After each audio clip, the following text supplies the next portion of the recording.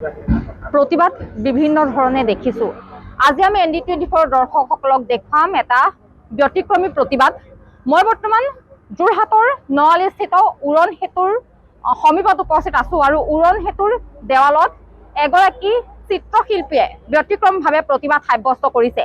ইতিমধ্যে এই চিত্ৰশিল্পীগৰাকীয়ে ৰাজ্যৰ বিভিন্ন প্ৰান্তত তেওঁ চিত্ৰ অংকন কৰি প্ৰতিবাদী কাৰ্যসূচী ৰূপায়ণ কৰি আহিছে। এয়া হ'ল চিত্ৰশিল্পী মাৰ্চেল বৰুৱা। এইবাৰ তেখেতে অসমৰ পৰা যি হাতী বহিৰাজ্যলৈ নিয়া হৈছে, সেই হাতী নিয়াৰ বিৰোধিতা কৰি এনেদৰে প্ৰতিবাদ সাব্যস্ত কৰা পৰিলক্ষিত হৈছে।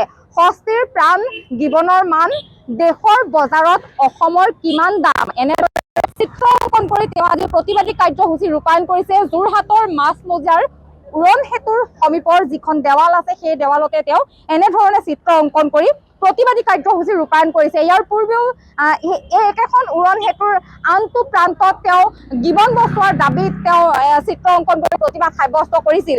পোনে পোনে মই চিত্ৰশিল্পীগৰাকীৰ লগত কথা পাতিবলৈ চেষ্টা কৰিম, কিয়নো ৰাজ্যৰ ভিন্ন প্ৰান্তত এনেদৰে তেওঁ চিত্ৰ অংকন কৰি ইতিমধ্যে তেওঁ ৰজাঘৰীয়া ৰোষত পৰিছে। এইবাৰ যি সস্তীৰ প্ৰাণ জীৱনৰ মান, দেশৰ বজাৰত অসমৰ কিমান দাম, এনেদৰে আপোনাৰ চিত্ৰ অংকন কৰা আজিৰ এই কাৰ্যসূচীৰ জৰিয়তে আপুনি কি বাৰ্তা দিব বিচাৰিব?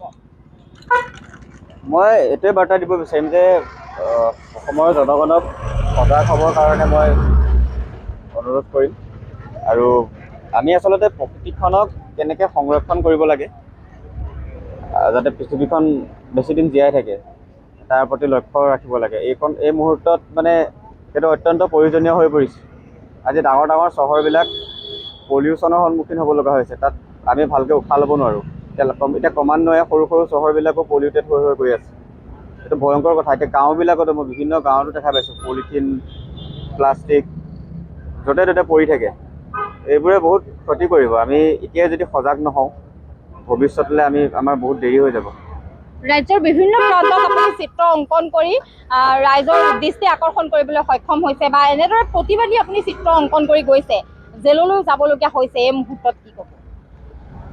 জেললৈ যাবলগীয়া হোৱাটো আচলতে খুব দুখৰ কথা আছিলে যে ছবি এখনৰ কাৰণে, দুটা শব্দৰ কাৰণে যদি জেল যাব লগা হয়, সেইটো এখন গণতান্ত্ৰিক দেশত সেইটো খুব দুখৰ কথা। দেশৰ ৰাজনীতি কোনফালে গৈ আছে এই সকলোৱে দেখিছে, আৰু প্ৰায় ডিক্টেটৰশ্বিপ চলি আছে বুলিয়ে ক'ব লাগিব। যি মন যায় তাকে কৰি দিয়ে। এইটো খুব দুখ লগা কথা। আৰু ছবি মই এনেও আঁকিম।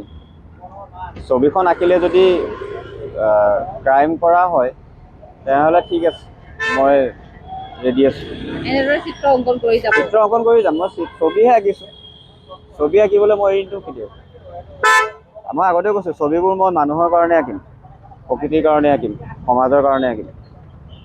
সমাজৰ কাৰণে যদি ছবি আঁকিব যাওঁতে সেইখন ছবি যদি তেনেকুৱা ধৰণে যদি হেৰি কৰি দিয়ে, তেনেহ'লে কৰক, উপায় নাই। আজি এই চিত্ৰৰ জৰিয়তে কি আপুনি বাৰ্তা দিব বিচাৰিছে? বাৰ্তা এয়াই যে মানুহ সজাগ হওক, মাত মাতক, মানুহবোৰ ওলাই আহিব লাগে। মই সেইটোৱেই প্ৰেৰণা দিব চেষ্টা কৰোঁ। মই যেনেকৈ অকলে ওলাই আহিছোঁ, আপোনালোকো ওলাই আহক, সকলো ওলাই আহক, পাৰিব ওলাই আহিব। কামনা কৰিছে। হয়, সহযোগিতা কামনা কৰিম। তেওঁলোকে সহায় কৰক। মানুহবিলাকে মাত মাতিবলৈ ভয় খাব নালাগে, ওলাই আহিব লাগে। মাত মাতিলে একো নহয়। আজি এইখিনিতে মই ধন্যবাদ দিব বিচাৰিম যোৰহাটৰ দুজন উদীয়মান যুৱকে এটা ব্যতিক্ৰম চিন্তাধাৰাৰে এটা NGO তেওঁলোকে খুলিছে, থটছ টু একশ্যন বুলি। তেওঁলোকে আচলতে মোক সহায় কৰিছে। ছবি এখন আঁকোতে বহুত পইচাৰ প্ৰয়োজন হয়, খৰচা হয়। খুব কম খৰচত কেনেকৈ প্ৰতীক আৰু শ্লোগানৰ যোগেৰে খুব সহজভাৱে মানুহক যাতে বুজাব পাৰি, তাৰে চেষ্টা কৰি আছোঁ আচলতে। হয়, এয়া আছিল চিত্ৰশিল্পী মাৰ্চেল বৰুৱা। আৰু আজি এনেদৰে তেওঁ গিবন যিহেতু শেহতীয়াকৈ গিবনৰ ইকো চেঞ্চিটিভ জ'নত বেদান্ত গ্ৰুপক তেল আৰু গেছ খননৰ অনুমতি প্ৰদান কৰিলে, তাৰ বিৰোধিতা সৰ্বত্ৰে কৰিছে, প্ৰতিবাদ সৰ্বত্ৰে হৈছে, গিবন বচোৱাৰ দাবী চৌদিশে উঠিছে। আৰু আজি এয়া চিত্ৰশিল্পী মাৰ্চেল বৰুৱাই চিত্ৰ অংকনৰ জৰিয়তে ৰং তুলিকাৰে চিত্ৰ অংকন কৰি গিবন বচোৱাৰ তেওঁ এনেদৰে দাবী উত্থাপন কৰিছে। আৰু এটা কথা চিত্ৰশিল্পীগৰাকীয়ে উল্লেখ কৰিছে যে পূৰ্বে তেওঁ চিত্ৰ অংকন কৰি তেওঁ ন্যায়িক জিম্মালৈ যাবলগীয়া হৈছিল, তেওঁ জেলৰ ভাত খাইছিল আৰু তথাপিও কিন্তু তেওঁ চিত্ৰ অংকন কৰি যাব বুলিও উল্লেখ কৰিছে। আৰু এনেদৰে চিত্ৰ অংকন কৰি এইগৰাকী চিত্ৰশিল্পীয়ে বিভিন্ন প্ৰান্তত চিত্ৰ অংকন কৰি ৰাইজক সজাগ কৰিব আৰু ৰাইজৰ সহযোগিতা কামনা কৰিছে।